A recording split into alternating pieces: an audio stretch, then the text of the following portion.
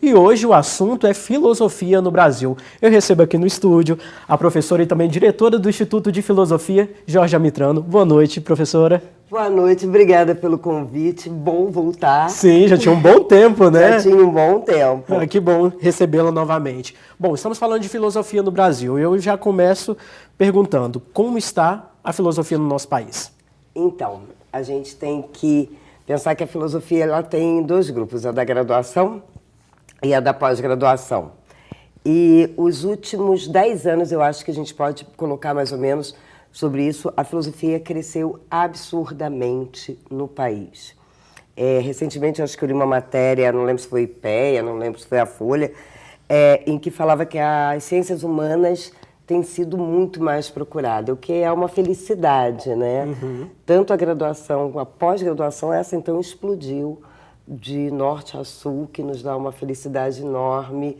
Nordeste, aqui nós temos um programa de excelência. Sim. O nosso Instituto de Filosofia tem uma nota 5 no ENAD. Coisa boa. Então, é muito gostoso poder falar como é que a gente está. E o que se dá esse crescimento? As pessoas estão interessadas mais na filosofia? Bom, apesar desse novo ensino médio, que criou uma série de problemas na educação básica, principalmente nos 3 últimos anos, né, do ciclo educacional do adolescente, a questão do pensamento, de uma reflexão, ela tem surgido. E é muito interessante que a gente vê isso em sala. É claro que você vai ter gente que passa por querer outro curso e tal, mas você percebe não só uma demanda muito jovem, mas também de reingresso, de pessoas que estão em segunda graduação, pessoas mais velhas, que olham e falam assim, eu preciso pensar sobre mim, sobre o mundo, sobre as coisas que estão postas. E mesmo com essa retirada, que não é bem uma retirada, mas é um deslocamento que nos afasta, não só a nós, como outras disciplinas das humanidades, né? A filosofia, ela tem um impacto direto, principalmente nos adolescentes. Professora, você tocou nesse assunto das escolas. Para quem está assistindo a gente, só para o pessoal de casa entender, o que aconteceu com a filosofia como disciplina nas escolas? Ela foi retirada? Então, ela não foi retirada. Totalmente? Não, mas a gente só tem um tempo, né, de disciplina, e com esse engolfar dessas disciplinas, né, áreas de humanidades, como se fosse tudo pudesse ser dado num conjunto, ela acaba em muitas escolas diluídas. Mas eu sou mãe, né? Como mãe, eu tenho filho adolescente que já vai estar fazendo Enem. Sim. Então, as escolas mantêm a filosofia, mas é uma luta para reverter essa estrutura, que é uma estrutura que não só penaliza a nossa área, como a sociologia, que somos áreas com número de tempos em sala de aula muito pequenos, mas como outras áreas também, como química, como biologia. Então, os últimos anos, esse novo ensino médio, a gente torce aí que os nossos parlamentares façam cair. E qual que é a diferença quando a gente fala de filosofia no nosso país em relação a outros países? É interessante que, quando a gente fala em filosofia no nosso país, quanto aos outros países, nós temos um reconhecimento internacional muito maior do que nacional. É mesmo? A gente tem, assim, o brasileiro nunca tem muito bem essa dimensão do quanto a gente é potente. Talvez por ser um país exatamente que já veio com uma série de circunstâncias, nós aprendemos, né? Quando a gente recebe muito estrangeiro e a gente também vai muito fora. Sim. Nós falamos, os meus alunos, nossos colegas, isso eu não estou falando só de UFO, mas eu falo muito da UFO porque eu estou aqui nessa casa há 15 anos. Sim, é o que está vivendo aqui, né? E é muito gostoso, de repente, você estar com um professor estrangeiro, alemão, e o teu aluno da graduação abre a pergunta em inglês, ou abre a pergunta em francês. Então, sim, nós temos um reconhecimento internacional forte.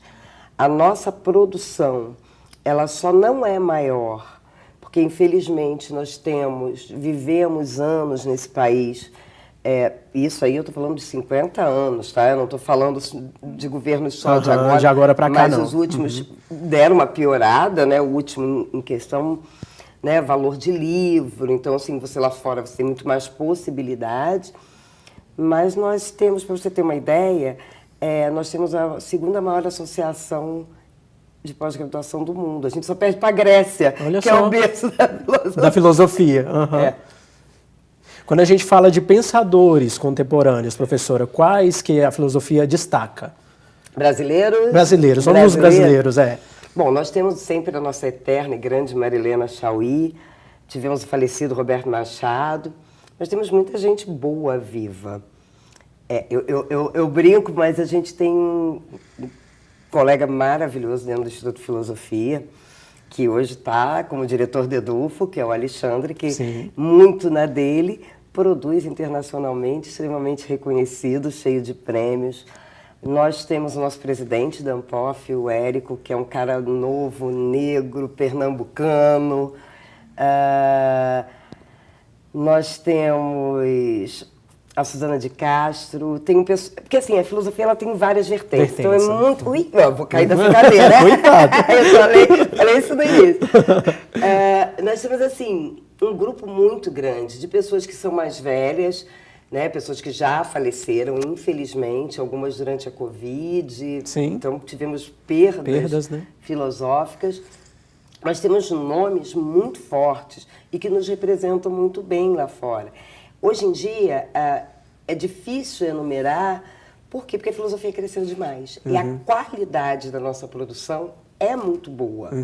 Por isso que eu falo, às vezes é engraçado, porque no Brasil, dificilmente as pessoas têm um reconhecimento, né, do trabalho, do esforço. Afinal, a gente está falando da ciência mais antiga do mundo.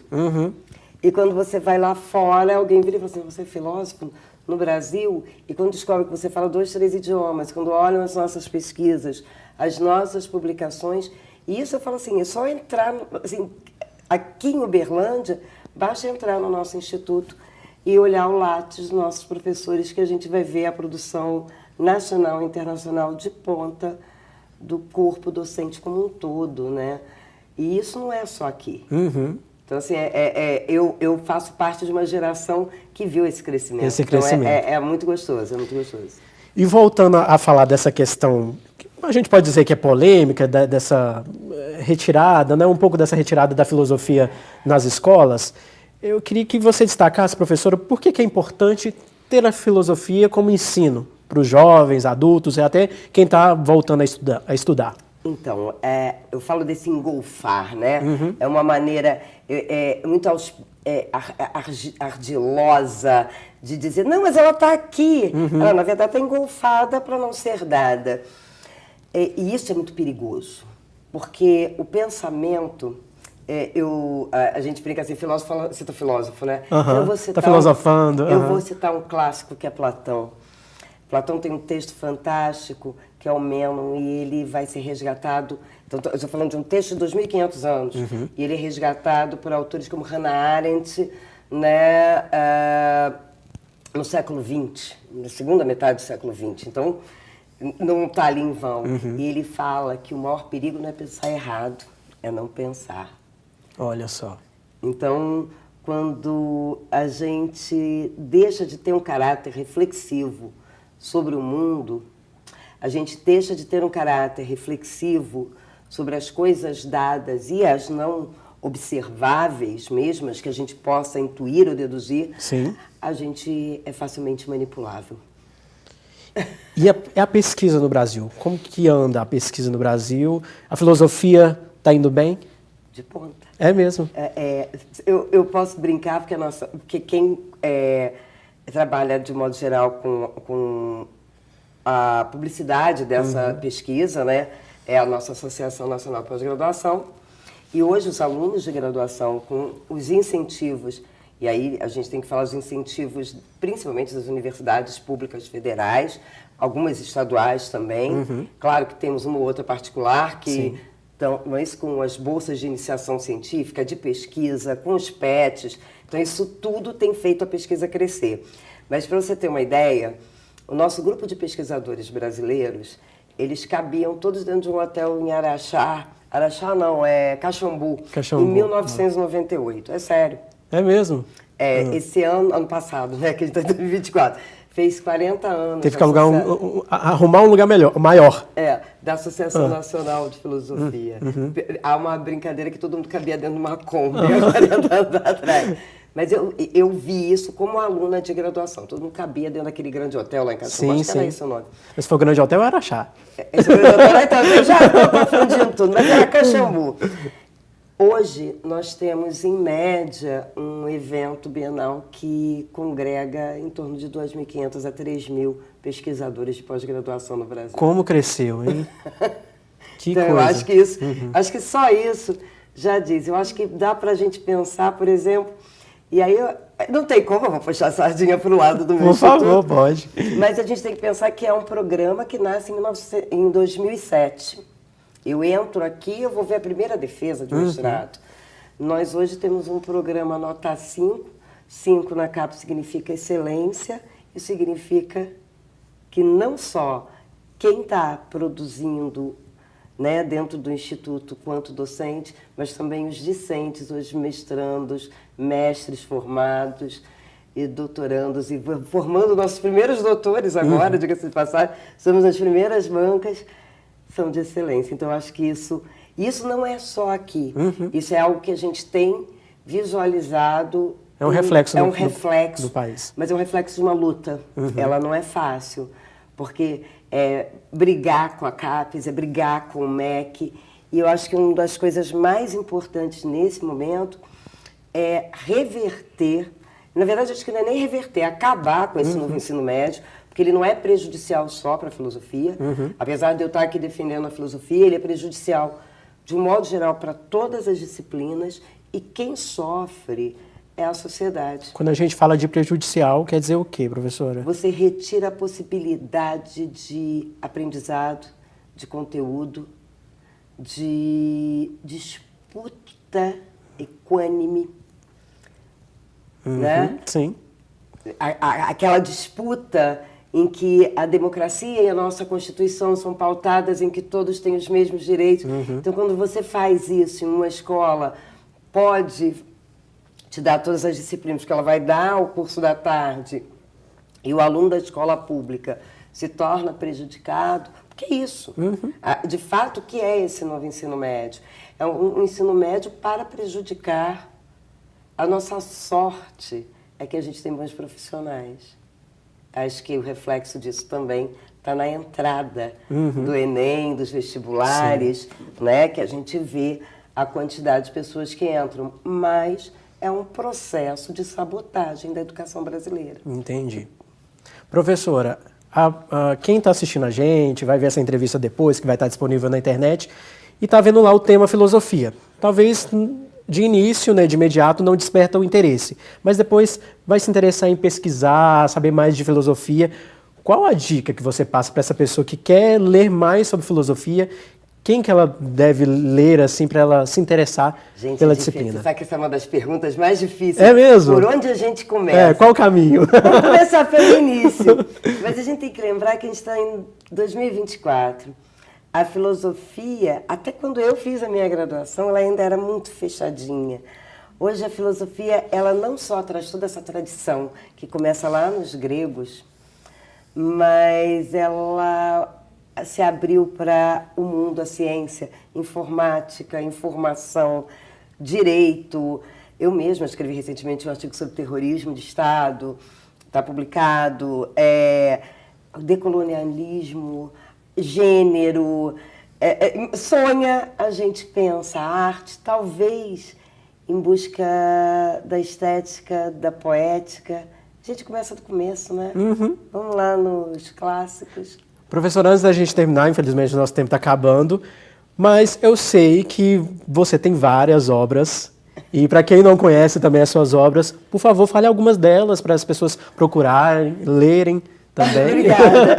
Então, nós estamos na era dos artigos, é só botar Georgia Mitrano, você vai achar uma série de artigos no Google. Eu tenho um livro publicado aqui pela Edufo, que é Camille, Um Homem em Tempos Sombrios, Em 2022 eu publiquei também uma obra solo, que é Querendo e Podendo Ser Lilith, que saiu pela APECU, e algumas coletâneas em que eu faço parte.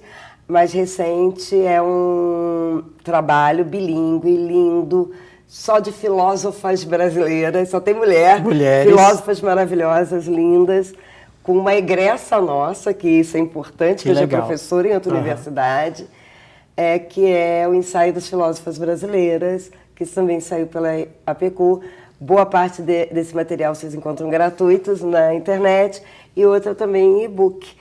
É uma oportunidade para se interessar mais pela filosofia, né, professora? Com certeza. Eu digo que entra lá na página do Instituto de Filosofia, olha para os nossos professores, que vocês vão encontrar material através deles e do bom e do melhor. Que bom. Muito obrigado, viu, professora? Eu que te agradeço o convite, como sempre. A gente recebeu aqui no estúdio Jorge Mitrano, que é diretora do Instituto de Filosofia e também professora aqui da Universidade Federal de Uberlândia. Obrigado mais uma vez. Volte sempre. Sempre que você me chamar, eu venho. Por favor. Boa noite, viu? Boa noite.